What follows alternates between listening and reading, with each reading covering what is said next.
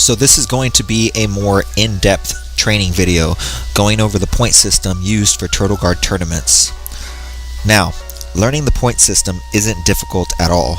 It's nearly the same as the point system used in most tournaments. The tricky part, however, can be knowing exactly when points should be awarded.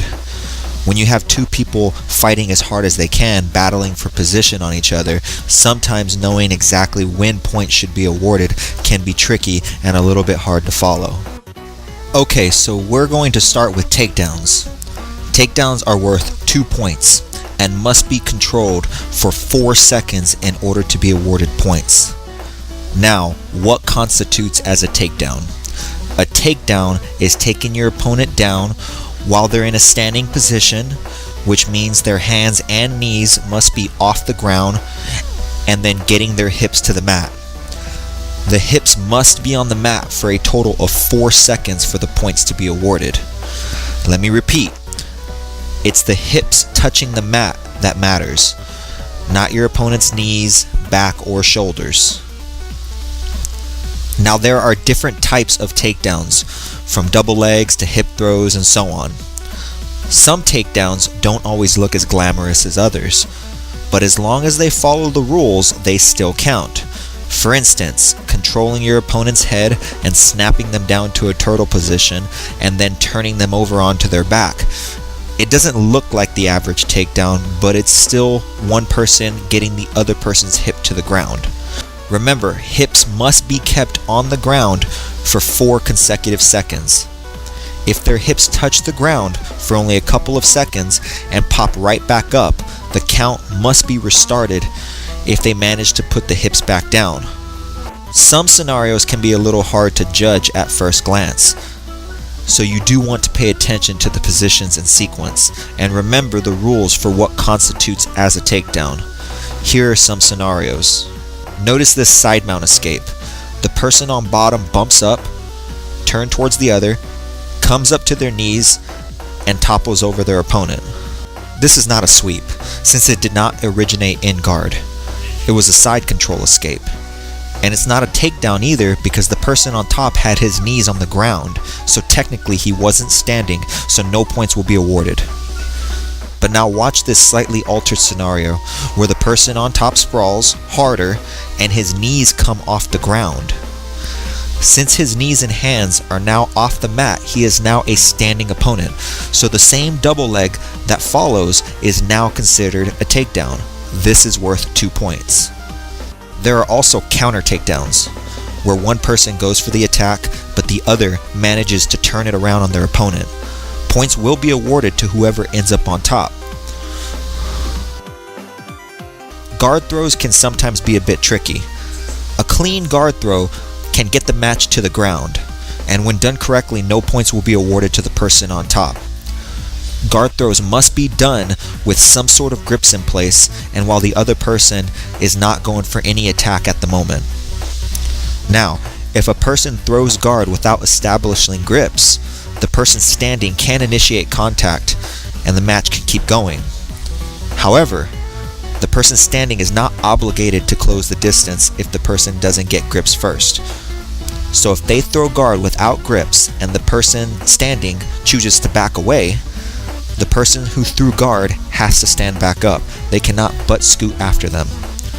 However, the person standing does not have the right to back away from the guard if the guard thrower had grips when they threw guard. Again, guard throws must be done when the opponent isn't attacking anything in that moment. There are some scenarios where guard throws can award the other person takedown points. For instance, if you throw guard while your opponent had full-on double underhooks, this will count as a takedown for the person on top. Double underhooks are difficult to achieve and enable massive upper body control. Throwing guard while caught in such a controlling position will not allow you to escape from having takedown points scored on you. This also applies to throwing guard while your opponent is in the middle of attempting a takedown.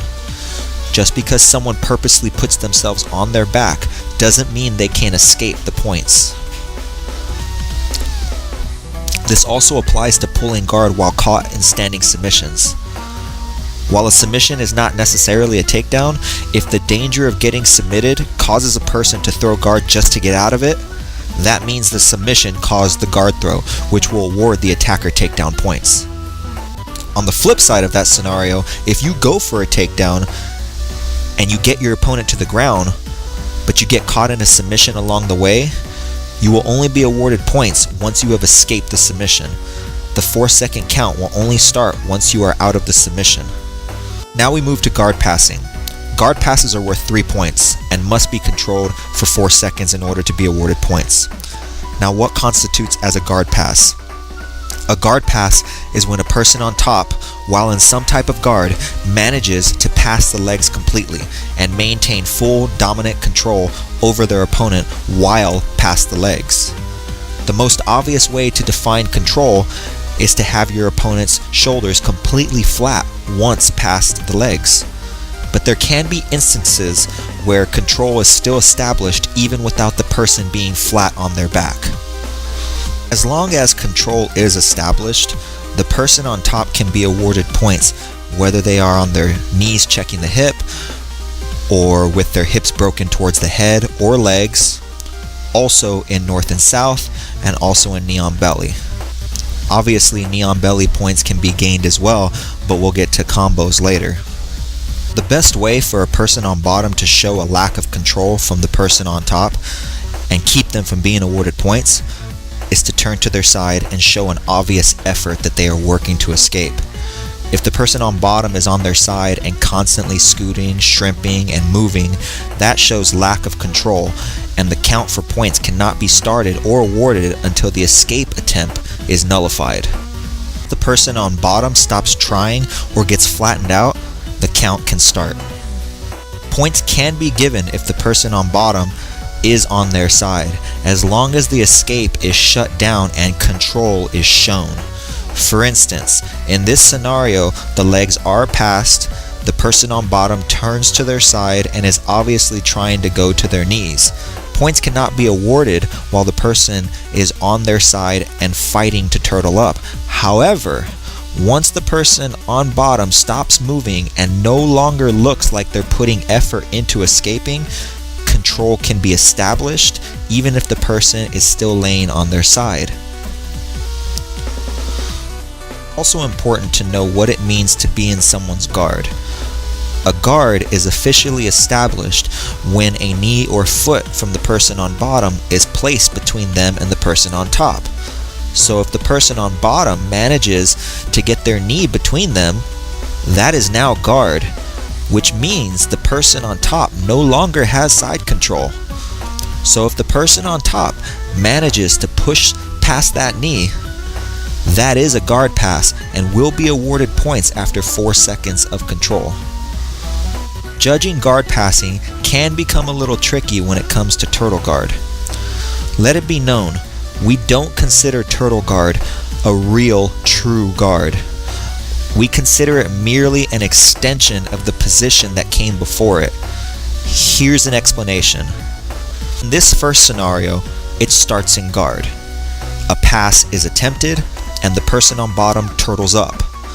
Now, as long as the person on top stays connected to the person on bottom, the guard pass is actually still in play, which means in this instance, turtle guard is considered guard because the sequence started in guard. So when the person on top manages to topple over their opponent and finally gain side control, this is still considered a guard pass, and points will be awarded after 4 seconds of control. Now in this second scenario, it starts in side control. The person on bottom manages to turn and turtle up. Now in this instance, turtle guard is not considered guard because the sequence started in side control. So this is just an extension of the escape from side control. So when the person on top manages to topple over their opponent in the exact same way as before and maintain side control, no guard pass points will be awarded because there was no guard to begin with. It started in side control and it ended in side control. Now we move to sweeps. also known as reversals. For those who are unsure, sweeps and reversals are the same thing. Sweeps are worth 2 points and must be controlled for 4 seconds in order to be awarded points. Now, what constitutes as a sweep? A sweep is when a person has any type of guard and manages to get their opponent's hips to the ground while getting themselves to their knees or feet, therefore reversing the position and getting from bottom position to top position. Remember, getting on top is an important part of that. For instance, when using something like an armbar to also sweep their opponent, sweep points will not be counted or awarded while the attacker is still on their butt, even though the top person has now been put on his back. The person on bottom must continue to come up to their knees to complete the sweep. If a sweep is attempted, but the person on top manages to get to their knees before the attacker comes up, obviously points will not be given until they get them back down. And also remember, a sweep must originate from guard. There are some instances when a technique might look like a sweep, but it's not. For instance, when a person is pinned in side control and manages to flip their opponent all the way over, gaining top control, while this is definitely a massive improvement for the person on bottom, since this originated in side control, this is considered an escape, not a sweep. Sometimes the line between sweep and escape can be razor thin, especially when it comes to this particular technique. Notice the person on top attempting to pass the legs, and before the person on top even has a chance to settle into position, they are immediately flipped over and the position is reversed. Our stance on hard to call moves like this is as follows. If the person on top has managed to get past the legs completely, which means each of their knees from the person on top is positioned at the waist or above, any reversal at that point is now considered an escape, so it won't be worth any points. Getting caught in a submission while attempting a sweep can also make things a bit tricky. If you attempt a sweep and manage to get on top, but you get caught in a submission hold before you're awarded the points, you will therefore not have points counted or awarded until you have escaped that submission. Also, if you attempt a sweep and manage to get on top, but then get caught in a submission, since the person on bottom now has you in a type of guard, if they were to use that submission to then sweep you back over and come up to their knees, they will be awarded sweep points if they hold it for 4 seconds. Now, we are aware that some tournaments award sweep points for using your guard to come up behind your opponent into turtle guard. We, however, do not, simply because it doesn't follow our rules and definition for a sweep, which requires to not just come up on top of your opponent, but to put their hips to the mat as well. We view this position as a midpoint. You're halfway to sweeping your opponent. From this turtle position, you must finish putting your opponent's hips to the mat in order to receive your sweep points. Or you could, of course, go for back with hooks. Now we move on to knee on belly. Knee on belly is worth 2 points and must be controlled for 4 seconds in order to be awarded points. Now, what constitutes as a knee on belly? Well, it's simple. The person on top must have one knee on their opponent's torso, and the other leg must be propped up into a kickstand position. The leg that's closest to the head is the one that has to be the kickstand. Defining control for this position is pretty simple. The knee must maintain positioning on the torso for 4 seconds. If the knee falls to the floor before the count, no points will be awarded. If the kickstand is not propped up and your kickstand's knee is touching the ground, no points will be awarded. Whether or not your opponent is flat on their back doesn't affect the point count. The count will still take place even if your opponent turns to their side. As long as the knee is on the torso and the kickstand is up, points can still be awarded even if your opponent is on their side. The count will also take place even if the person on bottom is bumping and moving. As long as the knee is on the torso and the kickstand is up, points can be awarded even if the person on bottom is bumping. Consider it similar to bull riding. As long as you ride it out and don't fall off, the count continues and points will be awarded. However, if your opponent manages to turtle all the way up, points won't be given.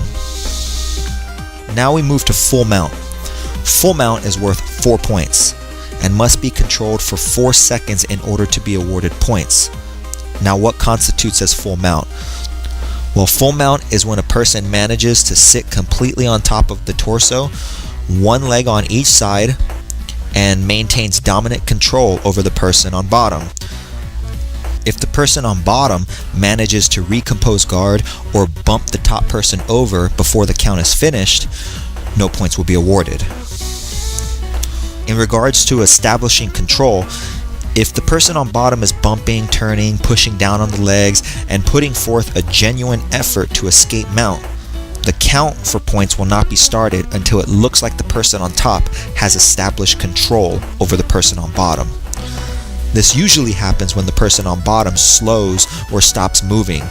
If they are no longer putting forth a real effort to escape, they are no longer jeopardizing the person on top's control. Therefore, control has been established.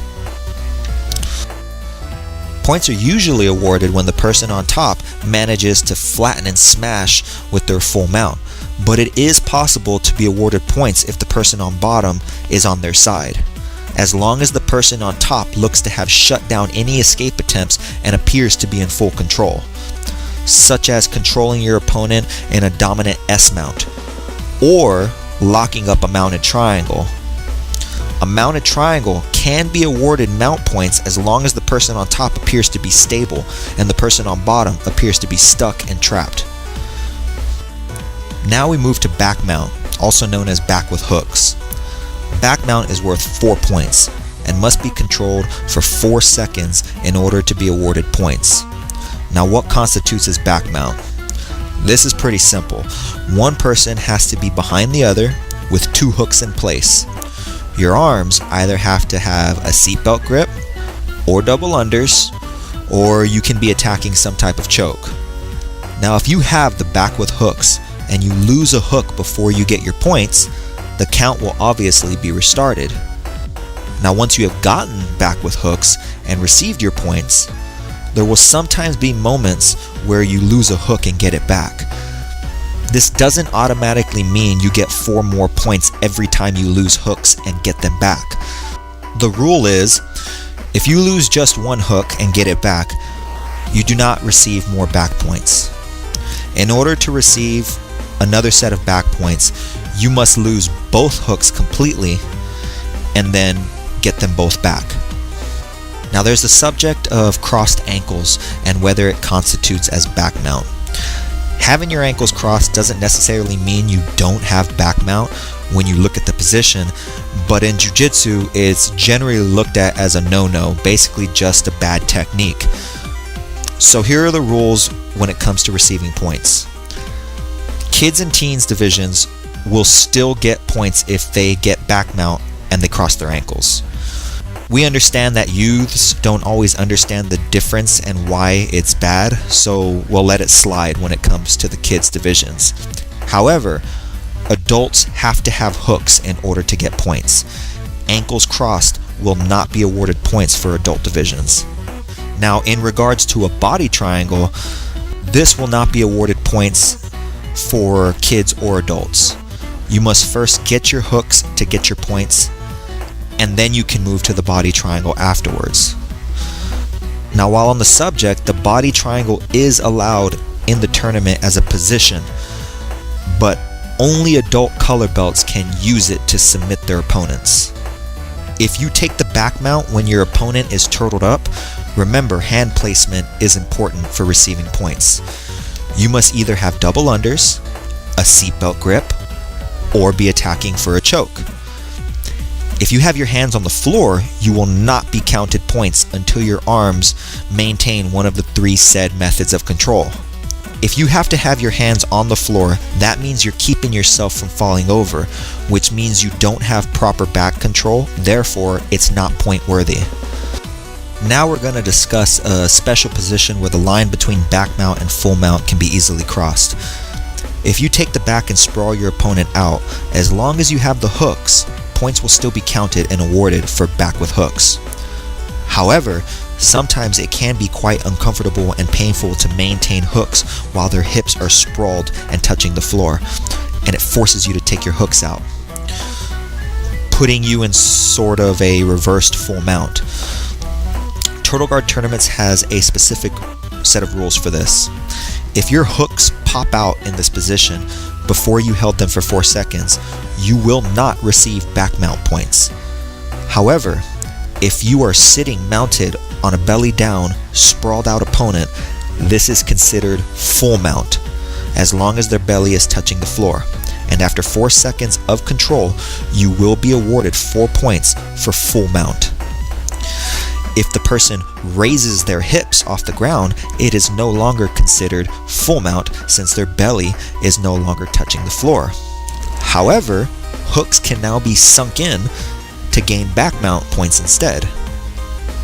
Also, if you have belly down full mount and you receive your points for it, and the person on bottom turns over giving you regular full mount, you do not receive an extra 4 points for that.